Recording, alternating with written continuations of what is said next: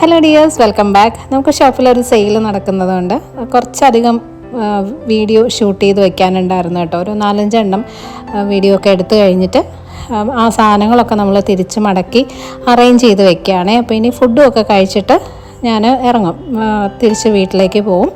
ഇപ്പോൾ സമയം ഒരു 1:30 ആയിട്ടുണ്ട്. അപ്പോൾ ഇന്ന് നമുക്കൊരു ഹാഫ് ഡേ വ്ലോഗ് കാണാം. ഷോപ്പിൽ നമുക്കൊരു വലിയൊരു സെയിലാട്ടോ നടക്കുന്നത്. കുറേ സ്റ്റോക്ക് ക്ലിയർ ചെയ്യാനുണ്ട്. അപ്പോൾ അതിൻ്റെ ഒരു സെയിൽ കിടക്കുക. എല്ലാ കുർത്തീസിനും 399 ആണ് റേറ്റ് വരുന്നത്. അപ്പോൾ നിങ്ങൾ ആരെങ്കിലും ട്രിവാൻഡ്രത്തുള്ളവരാണെങ്കിൽ ഷോപ്പ് വിസിറ്റ് ചെയ്യാം കേട്ടോ. നല്ല ലാഭത്തിൽ നല്ല ക്വാളിറ്റി കുർത്തീസ് കിട്ടും. പിന്നെ നമ്മുടേതൊരു ചെറിയ ബിസിനസ്സാണ് കേട്ടോ, സ്മോൾ ബിസിനസ്സാണ്. ഞാനും അമ്മയും മാത്രമേ ഉള്ളൂ. ഇപ്പോൾ നേരത്തെ ഒരു സ്റ്റാഫ് ഉണ്ടായിരുന്നു, ഇപ്പോൾ ഞങ്ങൾ രണ്ടുപേരും മാത്രമേ ഉള്ളൂ. അപ്പോൾ എല്ലാ കാര്യങ്ങളും നമ്മൾ തന്നെയാണ് ചെയ്യുന്നത്.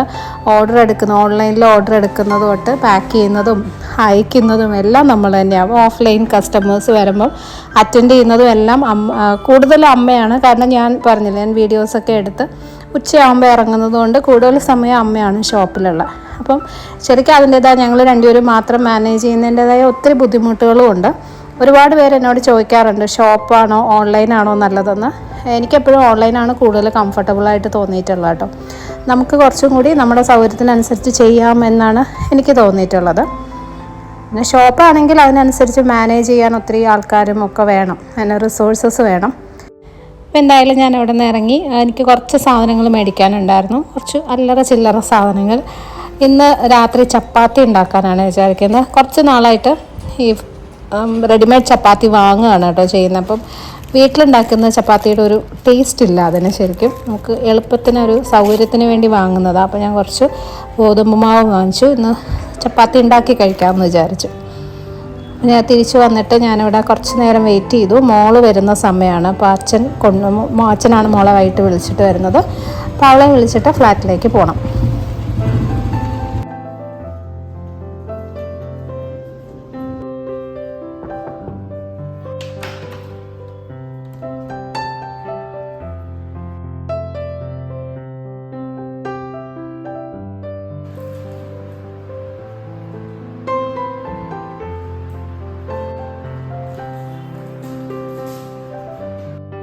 കുട്ടികൾ സ്കൂളിൽ നിന്ന് വന്നാലേ ഞാൻ ആദ്യം നോക്കുന്നത് കൊടുത്തു വിട്ടൊക്കെ കഴിച്ചു വന്നു കേട്ടോ, ലഞ്ചൊക്കെ ഫിനിഷ് ചെയ്തിട്ടുണ്ടോ എന്നാണ്. മോന് പിന്നെ അങ്ങനെ പ്രശ്നമില്ല, അവനെല്ലാം കഴിച്ചോളും. മോൾക്ക് എല്ലാ ദിവസവും എന്തെങ്കിലും എക്സ്ക്യൂസ് ഉണ്ടാവും, അത് കുറച്ചൊക്കെ ബാക്കി വയ്ക്കും. സ്കൂൾ തുറന്ന ആദ്യത്തെ കുറച്ച് ദിവസം എല്ലാം ഫിനിഷ് ചെയ്തിട്ടൊക്കെ ആയിരിക്കും വരുന്നത്. പിന്നെ കുറച്ചായിട്ട് ബാക്കി വയ്ക്കാൻ തുടങ്ങും. എന്നിട്ട് എന്തെങ്കിലുമൊക്കെ എക്സ്ക്യൂസസ് പറയും കേട്ടോ. പിന്നെ വീട്ടിൽ ഫുഡ് കഴിക്കുന്നേക്കാളും ഭേദമായതുകൊണ്ട് ഞാൻ പിന്നെ ഒന്നും പറയാറില്ല.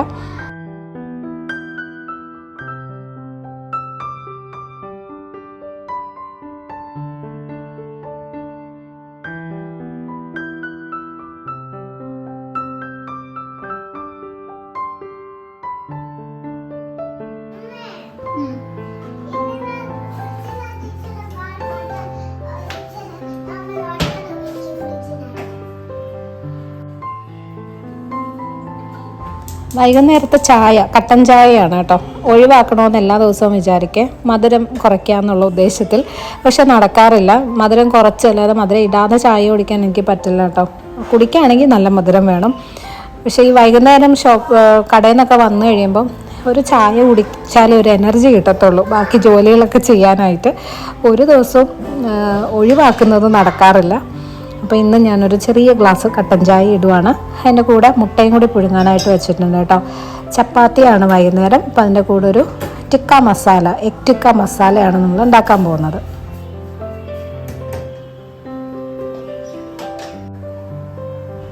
മുട്ട പുഴുങ്ങാനിട്ടപ്പോൾ ഞാൻ കുറച്ച് എണ്ണ അതിനകത്ത് ഒഴിച്ചിട്ടുണ്ട് കേട്ടോ. മുട്ട പൊട്ടിപ്പോവാതിരിക്കാനായിട്ട് എണ്ണ ഒഴിക്കുന്നത് നല്ലതാണെന്ന് കേട്ടിട്ടുണ്ട്.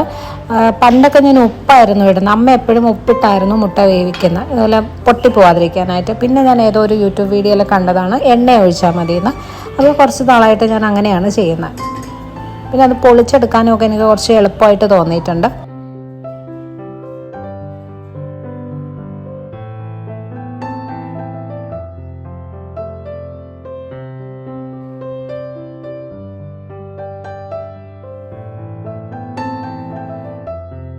പിന്നെ എനിക്ക് കുറച്ച് പണികളുണ്ടായിരുന്നു കേട്ടോ. സാധാരണ ഞായറാഴ്ചകളിൽ ചെയ്ത് തീർത്ത് വയ്ക്കുന്ന കുറച്ച് കാര്യങ്ങളുണ്ട്. അതൊക്കെ ഈ ആഴ്ച പെൻഡിങ് ആയി. 2 ദിവസത്തെ തുണി മടക്കി വെക്കാനുണ്ടായിരുന്നു. അപ്പോൾ അതൊക്കെ ചെയ്തു.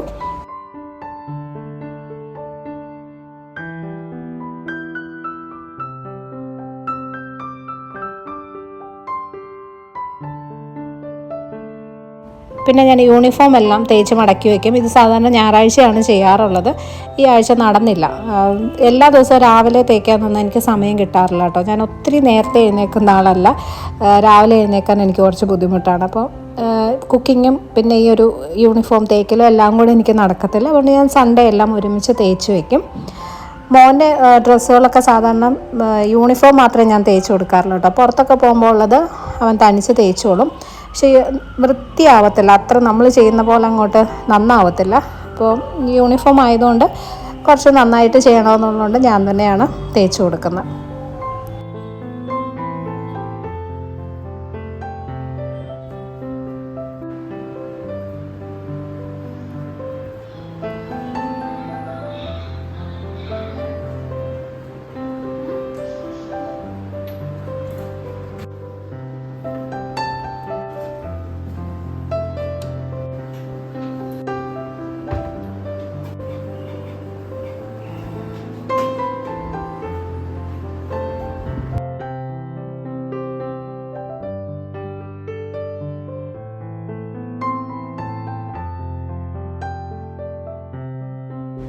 മോൾക്ക് ഇന്ന് ഡ്രോയിങ് ക്ലാസ് ഉണ്ട് ഓൺലൈനായിട്ട്. അതൊരു 1 അവർ 1 മണിക്കൂറുണ്ട്. അപ്പോൾ അതൊക്കെ കഴിഞ്ഞ് കഴിഞ്ഞുള്ള ഹോംവർക്കൊക്കെ ചെയ്യാൻ തുടങ്ങുള്ളൂ. അപ്പോൾ ഞാൻ ആ ഒരു സമയത്ത് പോയിട്ട് ഡിന്നറിൻ്റെ കുറച്ച് കാര്യങ്ങളൊക്കെ അങ്ങ് ചെയ്തു വയ്ക്കുകയാണെങ്കിൽ അവളുടെ ക്ലാസ് കഴിയുമ്പോഴേക്കും എന്തെങ്കിലും ഹോംവർക്ക് ചെറുതായിട്ട് ഹെൽപ്പ് ചെയ്യാനുണ്ടെങ്കിൽ ചെയ്തു കൊടുക്കാം. അങ്ങനെ ഞാൻ വെറുതെ ഷൂട്ട് ചെയ്ത് വഴിക്ക് വിൻഡോയിലൂടെ നോക്കിയപ്പം ക്ലൗഡ്സ് കാണാനായിട്ട്, മേഘങ്ങൾ കാണാൻ നല്ല ഭംഗിയുണ്ടായിരുന്നു കേട്ടോ. ഇത് സൺസെറ്റ് ആവാറായ ആ ഒരു സമയമായതുകൊണ്ട് നല്ല ഭംഗിയുണ്ടായിരുന്നു.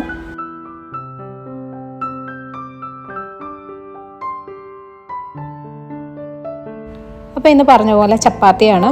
കുറച്ച് മാവ് മതിയല്ലോ, ഞങ്ങൾ 3 പേരല്ലേ ഉള്ളൂ. അപ്പോൾ ഒരു നേരത്തേക്ക് മാത്രം കേട്ടോ ഞാൻ കുഴച്ച് വയ്ക്കുന്നത്. ഇവിടെ ചപ്പാത്തി കുട്ടികൾക്ക് അത്ര ഇഷ്ടമല്ല. എനിക്ക് പക്ഷേ ഇടയ്ക്കൊക്കെ ഇതുപോലെ ഡിന്നറിന് കഴിക്കാൻ ഇഷ്ടമാണ്. അത് വീട്ടിലുണ്ടാക്കുന്ന ചപ്പാത്തി ആണെങ്കിൽ എനിക്ക് ആ ടേസ്റ്റ് എപ്പോഴും നല്ല ഇഷ്ടമാവാറുള്ളൂ. പുറത്തുനിന്ന് വാങ്ങിക്കുന്നത് ഞാൻ നേരത്തെ പറഞ്ഞ പോലെ നമുക്ക് സമയമില്ലാത്തപ്പോഴൊക്കെ അത്യാവശ്യത്തിനൊക്കെ മേടിക്കും.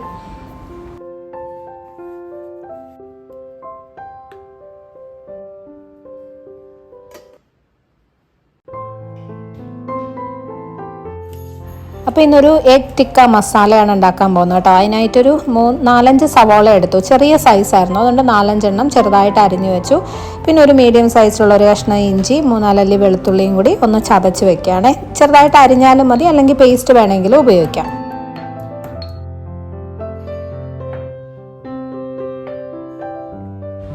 ഇനി കുറച്ച് സാധനങ്ങൾ നമുക്കൊന്ന് അരച്ചെടുക്കണം. അപ്പോൾ മിക്സിയുടെ ചെറിയ ജാർ എടുത്തിട്ട് അതിനകത്തേക്ക് ഒരു 2 മീഡിയം സൈസിലുള്ള തക്കാളി, അത്യാവശ്യം നല്ല പഴുത്ത തക്കാളി എടുക്കുന്നതാണ് നല്ലത് കേട്ടോ. എരിവിന് ആവശ്യത്തിന് പച്ചമുളക് ഞാൻ 2 എണ്ണേ ഇട്ടിട്ടുള്ളൂ, കൂടുതൽ വേണമെങ്കിൽ ചേർക്കാം. ഒരു വലിയ പിടി മല്ലിയില നന്നായിട്ട് തന്നെ വേണം. ഇത് 3ഉം കൂടി വെള്ളം ഒഴിക്കാതെ തന്നെ അരച്ചെടുക്കണം. ഒട്ടും വെള്ളം വേണ്ട, തക്കാളിയിൽ നിന്ന് വരുന്ന ആ ഒരു ജ്യൂസിൽ തന്നെ നല്ലപോലെ അരഞ്ഞു കിട്ടും. ഇത് ഒത്തിരി ലൂസ് ആവണ്ട, അതുകൊണ്ടാണ്.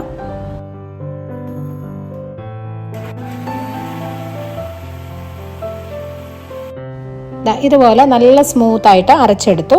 ഇനി നമുക്ക് മസാല ഉണ്ടാക്കാനുള്ള പാൻ വെക്കാം. അതിനകത്തേക്ക് ആവശ്യത്തിനുള്ള എണ്ണ ഒഴിച്ചു കൊടുക്കുക. സൺഫ്ലവർ ഓയിലാണെങ്കിൽ കുറച്ചും കൂടെ നല്ലതായിരിക്കും. ഇതൊരു നാടൻ കറിയല്ല, പക്ഷെ ഞാൻ വെളിച്ചെണ്ണ തന്നെയാണ് ഉപയോഗിച്ചിട്ടുള്ളത് കേട്ടോ. ഇതിനകത്തേക്ക് ഒരു 1/2 ടീസ്പൂൺ ചെറിയ ജീരകം, തോരനൊക്കെ ചേർക്കുന്ന ജീരകം ഇട്ടു. നമ്മൾ അരിഞ്ഞു വെച്ചിരിക്കുന്ന ആ സവോള ഇട്ടു. സവോള എപ്പോഴും നല്ല ചെറുതായിട്ട് അരിയാനായിട്ട് നോക്കണേ, കാരണം ഇത് നന്നായിട്ട് വെന്ത് ആ മസാല ഇങ്ങനെ ഒന്ന് കുഴഞ്ഞ് വരുന്ന രീതിയിലാവണം. അപ്പോൾ സവോള വലിയ കഷ്ണങ്ങളായിട്ട് ഇടാതിരിക്കുന്നതാണ് നല്ലത്. പിന്നെ ചതച്ചു വെച്ച ഇഞ്ചി വെളുത്തുള്ളി, കുറച്ച് ഉപ്പും കൂടി ഇട്ടിട്ട് ഇത് നല്ലതായിട്ട് വഴറ്റിയെടുക്കുക. നന്നായിട്ടൊന്ന് നിറം മാറി ചെറിയൊരു ബ്രൗൺ കളറിലേക്കായിട്ട് വരണം.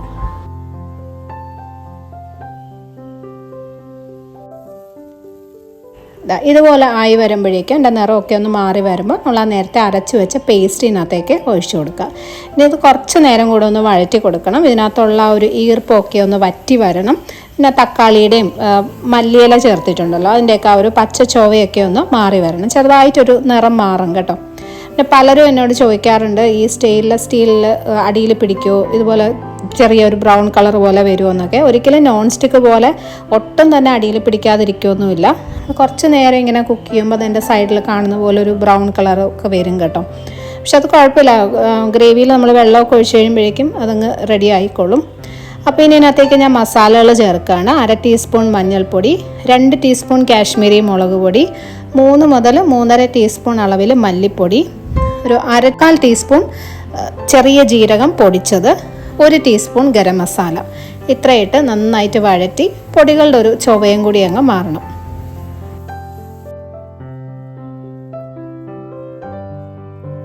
ഇനി ഇതിനകത്തേക്ക് നമുക്ക് കുറച്ച് തൈര് ചേർത്ത് കൊടുക്കണം. ഞാനൊരു 2 ടേബിൾ സ്പൂൺ ചെറിയ പുളിയുള്ള തൈര് കേട്ടോ, ഒത്തിരി പുളിപ്പ് വേണ്ട. നല്ല പോലെ ഒന്ന് അടിച്ചെടുക്കുക, കട്ടയൊക്കെ ഒന്ന് മാറ്റിയെടുത്തിട്ട് ഈ ഒരു മസാലയിലോട്ട് ചേർത്ത് നന്നായിട്ട് മിക്സ് ചെയ്തെടുക്കുക. തൈര് ഒഴിവാക്കില്ല കേട്ടോ, ഈ ഒരു ടിക്ക മസാലയുടെ മെയിനായിട്ടുള്ളൊരു ടേസ്റ്റ് തൈര് ചേർക്കുന്നതാണ്. നല്ല പോലെ മിക്സ് ചെയ്തെടുക്കാം. ഇനി ഇതിൽ നമുക്ക് ഗ്രേവിക്ക് ആവശ്യത്തിന് വെള്ളം ഒഴിച്ചു കൊടുക്കണം. ഒത്തിരി ലൂസായിട്ടുള്ള ഗ്രേവി അല്ല, കുറച്ചിങ്ങനെ ഒരു കുഴഞ്ഞൊരു മസാല പോലെയാണ് ഉണ്ടാവുക. അപ്പോൾ അതിനനുസരിച്ച് മാത്രം വെള്ളം ചേർത്ത് കൊടുത്താൽ മതി. ഒരു 5 മിനിറ്റ് ലോ ടു മീഡിയം ഫ്ലെയിമിലിട്ട് നല്ലപോലെ ഒന്ന് തിളച്ച് ഒന്ന് ചെറുതായിട്ടൊന്ന് വറ്റി വരും. അപ്പോഴേക്ക് സവോളയൊക്കെ നന്നായിട്ട് വെന്ത് കുഴഞ്ഞ് നല്ലൊരു മസാലയായിരിക്കും കേട്ടോ. ആവശ്യത്തിനുള്ള ഉപ്പും കൂടി ഇട്ടിട്ടുണ്ട്. ഇനി നമുക്കത് അടച്ചു വയ്ക്കാം.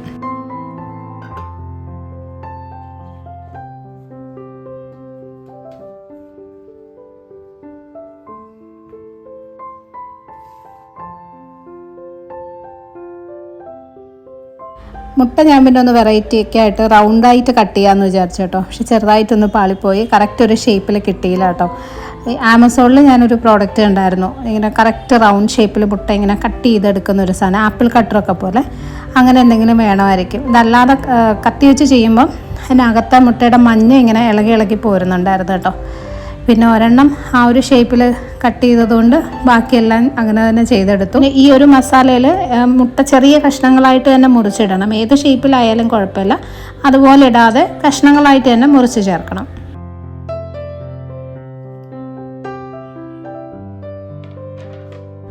മസാല റെഡിയാക്കിക്കൊണ്ടിരിക്കുന്ന സമയത്ത് തന്നെ ചപ്പാത്തിയും കൂടി ഞാനങ്ങ് പരത്തിയെടുക്കാം കേട്ടോ. ഇപ്രാവശ്യം മാവ് കുഴച്ചപ്പോൾ ഒരു ഇച്ചിരി വെള്ളം കൂടിപ്പോയി, കുറച്ചൊന്ന് സോഫ്റ്റായിപ്പോയി. അപ്പോൾ അതുകൊണ്ട് പരത്താൻ കുറച്ച് ബുദ്ധിമുട്ടായിരുന്നു കേട്ടോ. അത്യാവശ്യം നന്നായിട്ട് പൊടിയൊക്കെ ഇട്ടാണ് പരത്തിയെടുത്തത് കേട്ടോ. അതിലൊക്കെ ഒട്ടിപ്പിടിക്കുന്നുണ്ടായിരുന്നു.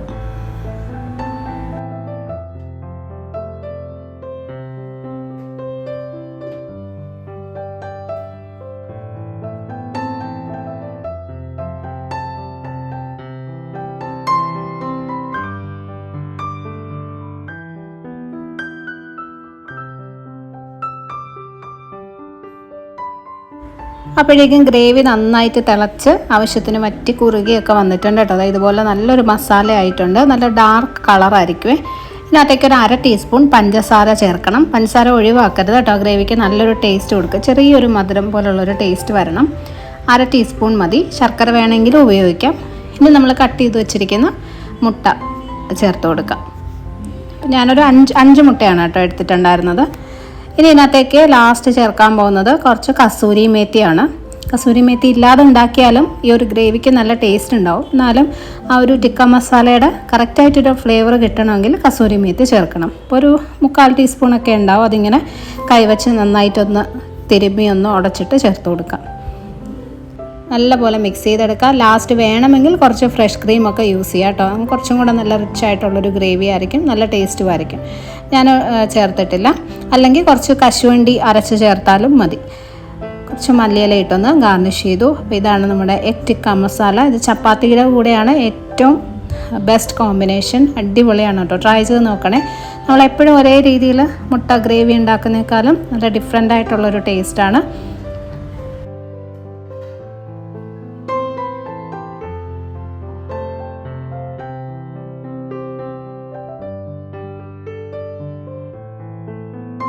നമ്മുടെ ഇന്നത്തെ ഡിന്നർ ചപ്പാത്തിയും എഗ് ടിക്ക മസാലയും ട്രൈ ചെയ്ത് നോക്കണേ.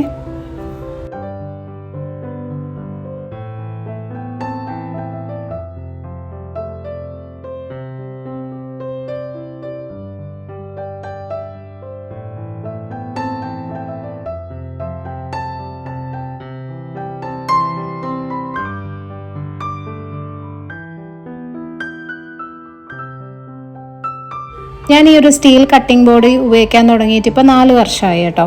2020 വാങ്ങിയതാണ്. സ്ഥിരമായിട്ട് ഡെയിലി ഞാൻ കിച്ചണിൽ ഇത് തന്നെയാണ് ഉപയോഗിക്കുന്നത്. നല്ലൊരു പ്രോഡക്റ്റാണ്. കാരണം പലരും വീഡിയോസിൽ ഇപ്പോഴും ചോദിക്കാറുണ്ട് ഇത് സ്ഥിരം ഉപയോഗിക്കുന്നുണ്ടോ, നല്ലതാണോ എന്നൊക്കെ. കാരണം സാധാരണ വുഡൻ കട്ടിംഗ് ബോർഡിനേക്കാളും കുറച്ചും കൂടെ വില കൂടുതലുണ്ടല്ലോ. അപ്പോൾ പലർക്കും വാങ്ങിക്കാൻ ചിലപ്പോൾ ഒരു മടിയായിരിക്കും. പക്ഷേ നല്ല വെർത്തായിട്ടുള്ളൊരു പ്രോഡക്റ്റ് തന്നെയാണ് കേട്ടോ. നമ്മൾ കട്ട് ചെയ്യുമ്പോൾ ഇതിനകത്ത് ഇങ്ങനെ പോറലുകൾ വീഴും. അത് സ്റ്റീൽ ആയതുകൊണ്ട് തന്നെ അതിപ്പോൾ ഏത് കട്ടിംഗ് ബോർഡിലാണെങ്കിലും വരുമല്ലോ. അതല്ലാതെ ഇതിനൊരു പ്രശ്നവും വരത്തില്ല.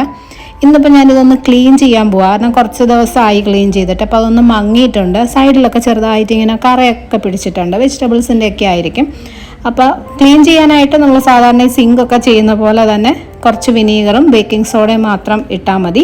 വിനീഗർ 2 സൈഡിലും നല്ലപോലെ ഒന്ന് ഒഴിച്ചിട്ട് ആവശ്യത്തിന് ബേക്കിംഗ് സോഡ ഇട്ട് കൊടുക്കുക. സോഡാപ്പൊടിയും കുറച്ച് അധികം തന്നെ ഇടണം കേട്ടോ.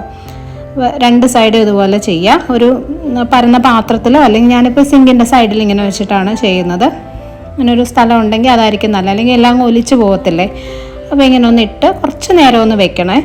ഒരു 15-20 മിനിറ്റെങ്കിലും വെച്ചിട്ട് നന്നായിട്ട് തേച്ച് കഴുകി എടുത്താൽ മതി. അപ്പോൾ ഞാനിപ്പം പാത്രങ്ങളൊക്കെ കഴുകാൻ പോകുന്നതിന് മുന്നേ ഇതുപോലെ ഇട്ട് വെച്ചിട്ടുണ്ട്.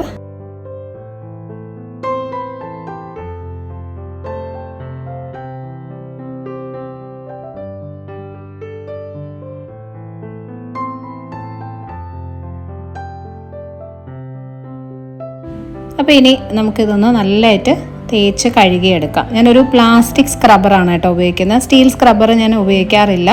ഇങ്ങനെ കഴുകാനായിട്ട് ഉപയോഗിക്കാറില്ല. കാരണം വീണ്ടും അതിനകത്ത് പോറൽ വീഴാനുള്ള ചാൻസ് ഉണ്ട്. അതിപ്പോൾ സിങ്കൊക്കെ കഴുകുമ്പോഴായാലും സ്റ്റീൽ സ്ക്രബ്ബർ അങ്ങനെ എപ്പോഴും ഉപയോഗിക്കാതിരിക്കുന്നതാണ് നല്ലത്. അപ്പം ഇങ്ങനെ നല്ലതായിട്ട് തേച്ച് കഴുകുമ്പോൾ തന്നെ നമുക്ക് അതിൻ്റെ സൈഡിലൊക്കെയുള്ള കറയൊക്കെ അങ്ങ് പോകുന്നത് കാണാൻ പറ്റും. എപ്പോഴും എനിക്ക് വുഡൻ കട്ടിംഗ് ബോർഡിനേക്കാളോ അല്ലെങ്കിൽ പ്ലാസ്റ്റിക്കിനേക്കാളോ ഒക്കെ നല്ലത് ഈ ഒരു സ്റ്റീൽ തന്നെയായിട്ടാണ് തോന്നിയിട്ടുള്ളത് കേട്ടോ. ഈ 4 വർഷത്തിൽ സാധാരണ വുഡൻ കട്ടിംഗ് ബോർഡൊക്കെ ആണെങ്കിൽ ഞാനൊരു 4 എണ്ണമെങ്കിലും മാറ്റി വാങ്ങിയേനെ. കാരണം കുറച്ച് ദിവസം കഴിയുമ്പോൾ അതിനകത്തൊരു കറയൊക്കെ പിടിച്ച് എൻ്റെ കളറൊക്കെ മാറാൻ തുടങ്ങും. അപ്പോൾ എന്തുകൊണ്ട് അതിൽ നല്ലത് ഇതാട്ടോ. നിങ്ങൾ കുറച്ച് പൈസ കൂടുതൽ കൊടുത്തിട്ടായാലും ലോങ് ലാസ്റ്റിംഗ് ആയിട്ടുള്ളത് വാങ്ങിക്കുന്നതാണ് നല്ലത്. അപ്പോൾ ഇത് കഴുകിയെടുത്തപ്പോൾ കണ്ടോ നല്ല ക്ലീൻ ആയിട്ടുണ്ട്. നല്ല തിളക്കമുണ്ടല്ലേ, ആ ഒരു മങ്ങലൊക്കെ മാറി നല്ല പുതിയതുപോലെ തന്നെ തിളങ്ങുന്നുണ്ട്. അതിനകത്ത് ജസ്റ്റ് ആ പാടുകളുണ്ടെന്നുള്ളതേ ഉള്ളൂ. അപ്പോൾ നമ്മൾ അടിപൊളിയായിട്ട് കട്ടിംഗ് ബോർഡ് ക്ലീൻ ചെയ്തെടുത്തു. ഇത് പിന്നെ വെറുതെ ഇങ്ങനെ സിങ്കിൻ്റെ സൈഡിൽ ഒന്നിങ്ങനെ ചാരി വെച്ച് കൊടുത്താൽ മതി കേട്ടോ. നമ്മൾ അല്ലെങ്കിൽ ജസ്റ്റ് തുണി വെച്ചങ്ങ് തുടച്ച് വെച്ചാൽ മതി. ഉടൻ കട്ടിംഗ് ബോർഡ് പോലെ കുറച്ച് ഈർപ്പം ഇരുന്നു എന്നൊന്നും വിചാരിച്ചതിന് ഒരു പ്രശ്നവും വരത്തില്ല. പൂപ്പൽ പിടിക്കും, അങ്ങനത്തെ ഒരു പ്രശ്നമില്ല. ഇപ്പം ഞാൻ ഇത്രയും ഡീറ്റെയിൽഡ് ആയിട്ട് പറയുന്നത് ഇപ്പോഴും എന്നോട് പലരും ചോദിക്കുന്നതുകൊണ്ടാണ്. സ്റ്റീൽ കട്ടിംഗ് ബോർഡ് യൂസ് ചെയ്യുന്ന ഒരുപാട് പേരുണ്ട് ഇപ്പോൾ. എന്നാലും ചോദിക്കുന്നവർക്ക് വേണ്ടി പറഞ്ഞതാണ് കേട്ടോ. അപ്പോൾ എല്ലാം കഴിഞ്ഞു. ഇനി ജസ്റ്റ് കിച്ചണൊന്ന് തുടച്ച് ക്ലീൻ ചെയ്തിടണം. വലിയ ഡീപ്പ് ക്ലീനിങ് ഒന്നും ഞാൻ ഡെയിലി ചെയ്യാറില്ല. കുക്ക് ചെയ്തതിൻ്റെ ബാക്കി പൊടികൾ എന്തെങ്കിലുമൊക്കെ ഉണ്ടാവും, അതൊക്കെ ഒന്ന് ക്ലീൻ ചെയ്തിടും.